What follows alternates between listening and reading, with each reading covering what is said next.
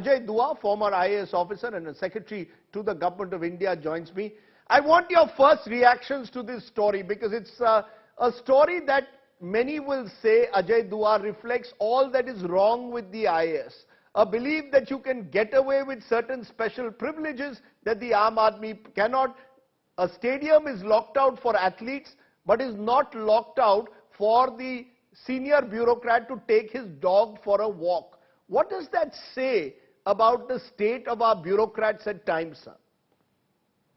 Rajdeep, I would totally agree with what has been said by your reporters before you, that this was a reprehensible act, something which is no good for anyone, leave alone an IAS officer, a stadium which was built with public money, 300 crores sometimes in 2010, and was used as a site for the Commonwealth netball tournaments, cannot be got vacated from athletes, budding or of certain standing, merely because someone else, maybe a secretary to the Government of Delhi, because Government of Delhi owns the stadium, is coming, or maybe anyone else, that for his private use, the stadium is being got vacated from people who are meant to use it. Sir, with due regard, Mr. Dua, is this an exception or the rule? I'll give you an example.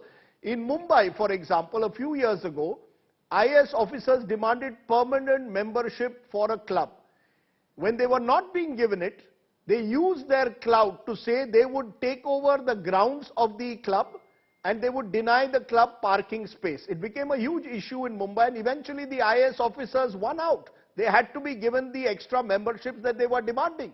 So it almost seems as if the IAS can bully people at times. In this case, I'm not saying that happened, but there are cases where people have been bullied to ensure that the privileges are maintained.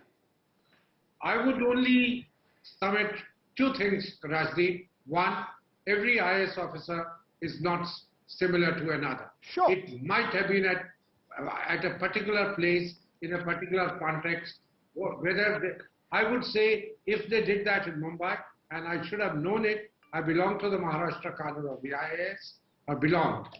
That such a misuse, I would call it an utter misuse of their powers if that happened. No, it did. It's not if, sir. I know for a fact. I am a member of that club. I know exactly the kind of communication that went out, and eventually the club decided that we would rather not cross swords with an IAS officer.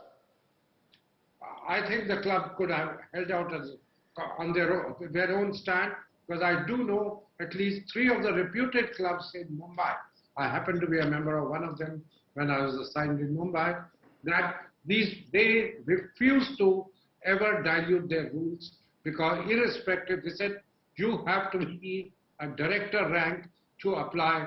Well, I can name the two kind of stadiums or the clubs, the Wellington Pavilion as well as the CCI, that unless you are of a certain stature in terms of seniority, you cannot even apply.